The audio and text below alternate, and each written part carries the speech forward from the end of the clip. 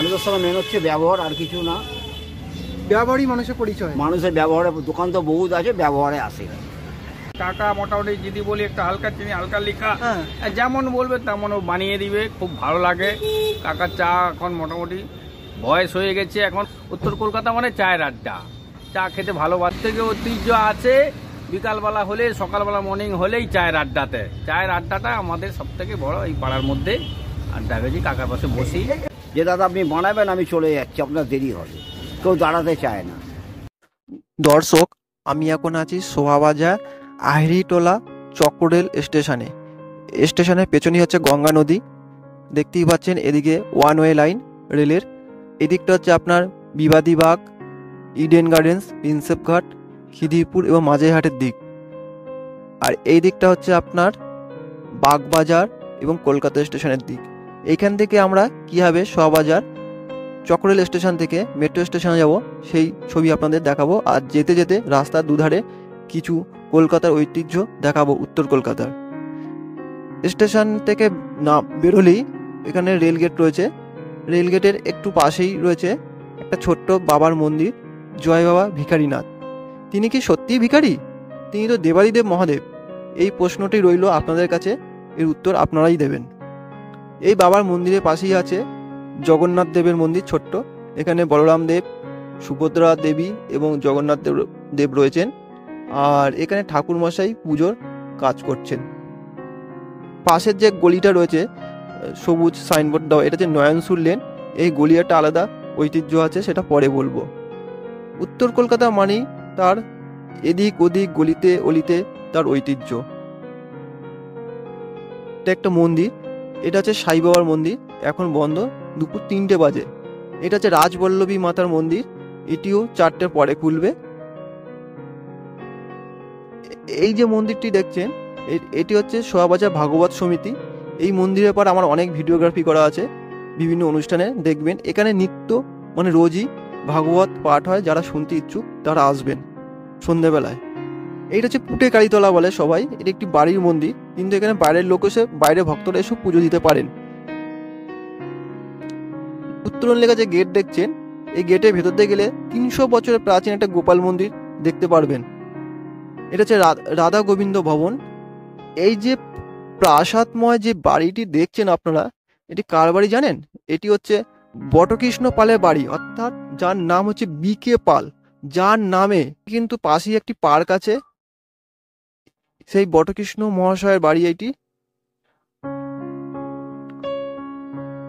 রাস্তার শোভাবাজারের দিকে যেতেই এখানে একটি শিব মন্দির, আর শিব মন্দিরের চাতালে এই বৈশাখ মাসের দুপুরে ইনি ঘুম দিচ্ছেন মহারাজ। আমার ক্যামেরা দেখে ইনি জেগে গেছেন। তার পাশেই রয়েছে আবার একটি ছোট্ট শিব মন্দির, শ্রীনাথ বাবার মন্দির। এইটা একটা বাজার এরিয়া। আর এই যে বাড়িটা দেখছেন, এটা হচ্ছে শোভাবাজার ট্রাফিক গার্ডের শ্রী শ্রী নীলকণ্ঠ মহারাজ বাড়ি, এই মন্দির।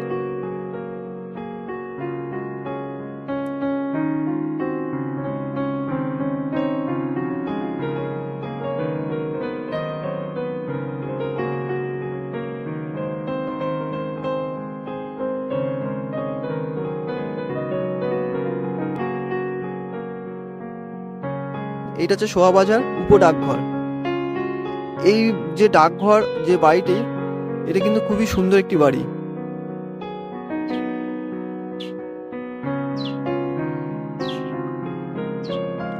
রাস্তায় চলতে চলতে এরকম ডান দিক বাড়ি অসংখ্য ছোট বড় মাঝারি মন্দির আছে। এইটা হচ্ছে শোভাবাজার মোড়, অর্থাৎ আমি যেদিকে আসলাম এই দিকটা হচ্ছে সোজা গঙ্গার ঘাট, ওই অটোটা যাচ্ছে গঙ্গার ঘাটের দিকে। আর আমার সামনে যে সাদা গাড়ি আর পুলিশ অফিসার যেদিকে যাচ্ছে, ওই দিকটা হচ্ছে আপনার কুমোরটুলি এবং বাগবাজারের দিক। তার পেছনটা হচ্ছে কিন্তু ওটা হাতিবাগান দিক। ওই দুধালা কাকু যেদিকে যাচ্ছে আমি ওই দিকে যাব, একদম সোজা শোভাবাজার মেট্রো স্টেশন। উত্তর কলকাতা, কলকাতা মানে ট্রাম, কিন্তু এখন তো ট্রাম তো চলা সীমিত হয়ে গেছে, কিন্তু ট্রাম না চলা একটা দুঃখ রয়েছে, বিশেষ করে যারা ট্রাম প্রেমী মানুষ। আমার তো খুবই কষ্ট হয় ট্রাম সীমিত হয়ে যাওয়ার জন্যে। সরকারের কাছে আবেদন করব যাতে ট্রাম ফিরে আসে। এই দেখুন এখানে ট্যাক্সি নীল সাদা আবার হলুদ নীল। আর সেই মাটির উনুনে কয়লা দিয়ে আগুনে চা। কাকা যে চা দিচ্ছে লিকার চা, এবার এই কাকার সাথে একটু কথা বলবো। এই কাকার 50 বছরের প্রাচীন এই দোকান। এখানে কাকা চা কত লিকার? 10 টাকা 10 টাকা লিকার চা, বড় গ্লাস তো? বড় গ্লাস বড় গ্লাস, একটা চা খাবো। চা। একটা চা। কাকা আপনার এই দোকানটা কত বছর? 50 বছর। 50 বছর। কাকার চা কেমন লাগে আপনার? কাকার চা ফেমাস আছে, আচ্ছা। উত্তর কলকাতায় ফেমাস চা। চা কাকা মোটামুটি যদি বলি একটা হালকা চিনি হালকা লিখা, হ্যাঁ। যেমন বলবে তেমন ও বানিয়ে দিবে, খুব ভালো লাগে। কাকার চা এখন মোটামুটি বয়স হয়ে গেছে, এখন ভালো ছেলে এখন করছে, কাকাও করছে এখন মোটামুটি খুব ভালো। মোটামুটি আড্ডা, উত্তর কলকাতা মানে চায়ের আড্ডা, চা খেতে ভালো। সব থেকে ঐতিহ্য আছে বিকালবেলা হলে, সকালবেলা মর্নিং হলেই চায়ের আড্ডাতে। চায়ের আড্ডাটা আমাদের সব থেকে বড় এই পাড়ার মধ্যে আড্ডা গেছি, কাকার পাশে বসি। শোভা বাজার আমাদের সামনে কুমারটলি, হ্যাঁ ফেমাস, আপনারা তো জানেন, সবাই জানে মোটা কুমারটলি ফেমাস। আর এই শোভা বাজার নিয়ার মেট্রো স্টেশন আছে, তার আছে কাকা। কাকা 50-55 এরকম হবে তখন। হ্যাঁ বয়স আমার 63। 63 বছর বয়স। কত বয়স কাকা? 63 বছর বয়স হলো। আর কাকার দোকান 50 বছর? 50 বছর হয়ে গেল, বাবার আমল থেকে আছি আচ্ছা, এই একই জায়গায়? একই জায়গায়। কাকা প্রথম সর্বোচ্চ চায়ের দাম কত ছিল সেই একদম প্রথম যখন খুলেছিলেন? প্রথম চায়ের দাম ছিল 12 পয়সা। 12 পয়সা। ওটা আর বর্তমানে চায়ের দাম? এখন চায়ের দাম হয়েছে 10 টাকা। তার মানে বয়স বাড়ছে কাকার, বাজার দর বাড়ছে, চায়েরও মূল্য বেড়ে গেছে। দর্শক এখন মানুষ কেউ দাঁড়াতে চায় না, সব এখন বিজি থাকে তো, ব্যস্ত থাকে, ওই দাঁড়াতে কেউ চায় না। প্রতিটা দোকানে চা বানিয়ে রেখে দেয়, হ্যাঁ হ্যাঁ হ্যাঁ, যে দাদা আপনি বানাবেন আমি চলে যাচ্ছি, আপনার দেরি হবে, কেউ দাঁড়াতে চায় না। আচ্ছা দাদা, আপনি এখানে কত বছর চা খাচ্ছেন কাকার দোকানে? আমি ওই আসি, আমি সাউথ কলকাতা থেকে আসি। হ্যাঁ, আমি মোটামুটি এখানে বছর 3-4 আসছি। এখানে আমাদের একটা সাহেব আছে মিমো বলে মোবাইল দোকানে, আচ্ছা। সেই দোকানে আসে, ফোন দেখে ঘাটাঘাটি করে সেই মিমোর দোকানে আছে আমার সাহেব আসে, সেই ছিল আমি এক ড্রাইভিং করি, ড্রাইভার এই যে আমার মাস এই ড্রাইভার আমি। এসে কাকার দোকানে সেই এখন 8টা বছর বসবো, 4 কাপ চা খেলাম। একটা আমাদের জামা পরিচয় হয়ে গেছে, ভালো লাগে, ভালোবাসা খাতিরে আসে। আচ্ছা, মানুষের সঙ্গে মেন হচ্ছে ব্যবহার, আর কিছু না।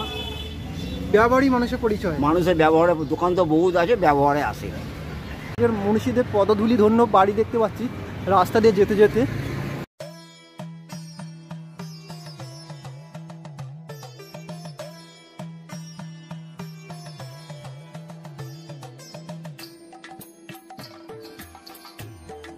কুঞ্জবিহারী চট্টোপাধ্যায় ও তার সহোদর ভাইদের হাত ধরে 1912 সালে এই যে টয়লেট আছে, টয়লেটের বাঁ দিক দিয়ে যাবেন। এইখানে গাড়িগুলো এরকম দাঁড়িয়ে থাকে। যেতে যেতে রাস্তায় অনেক ঠাকুরের মন্দির দেখতে পারবেন। যেটা দেখতে পাচ্ছেন সামনে, এইটা হচ্ছে মেট্রো স্টেশন। আর এই হচ্ছে যে লাল মন্দির সামনে, এটাও মেট্রো স্টেশন। এই যে